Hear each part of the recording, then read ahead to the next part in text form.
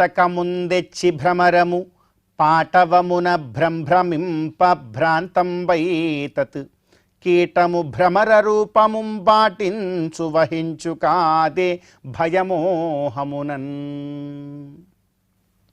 అత్యంత పవిత్రమైనటువంటి ఈ మాఘమాసంలో శుభోదయ వేళలో దేవదేవుడైనటువంటి శ్రీమన్నారాయణుణ్ణి, కలియుగ ప్రత్యక్ష దైవమైనటువంటి శ్రీ వెంకటేశ్వర స్వామి వారిని పరిపరి విధాలుగా శరణాగతి చేస్తూ ఉత్తమమైన ఈ మాఘమాస శుభోదయ సమయాన్ని మనం చరితార్థం చేసుకుంటూ ఉన్నాం.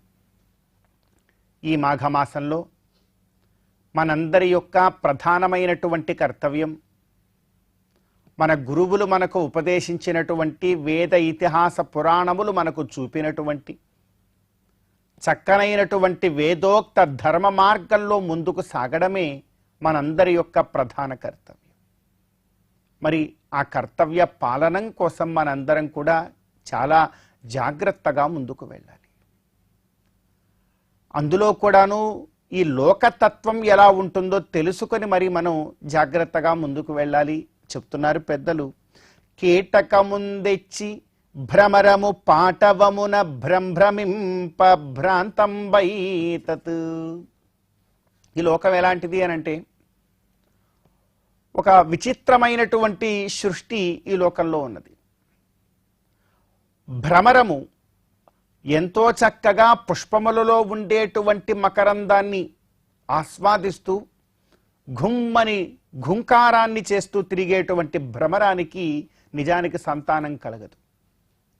అటువంటి భ్రమరము ఒక కీటకాన్ని తీసుకుని వచ్చి ఆ కీటకాన్ని ఎంతో చక్కగా ఒక బంధనంలో ఉంచి దాని చుట్టూ భుమ్మని చెప్పి తిరుగుతూ ఉంటుంది. అలా తిరగగా తిరగగా తిరగగా కొన్నాళ్లకి ఆ బంధనాన్ని విడిపించుకుని వచ్చినటువంటి కీటకము భ్రమరములాగా మారి అది కూడా ఎంతో చక్కగా పుష్పాలలోని మకరందాన్ని స్వీకరించేటువంటి స్థితికి వెళుతుంది. ఇది చాలా విచిత్రమైన సృష్టి రహస్యం. మరి మనం కూడా అంతేనండి. ప్రతి ఒక్కరూ కూడా మనలాంటి వారమంతా కూడా కీటక స్థానంలో ఉన్నటువంటి వారు. శాస్త్రముల వంటి పుష్పములలో ఉన్నటువంటి మకరందాన్ని తీసుకునేటువంటి స్థితి మనందరికీ కూడా లేదు. కానీ సద్గురువులను గనక ఆశ్రయించినట్లయితే, సద్గురువులు అనేటువంటి భ్రమరముల చెంత మనం కనుక ఉన్నట్లయితే, వారి యొక్క ఉపదేశ రూపమైనటువంటి ఓంకార స్పర్శ ద్వారా మనందరం కూడా అలా భ్రమరములము అయ్యేటువంటి అవకాశం ఉంటుంది. పుష్పములలో శాస్త్రములలో ఉండేటువంటి ఆ మకరందాన్ని ధర్మాన్ని ఆస్వాదించగలిగేటువంటి శక్తి మనందరికీ కలుగుతుంది.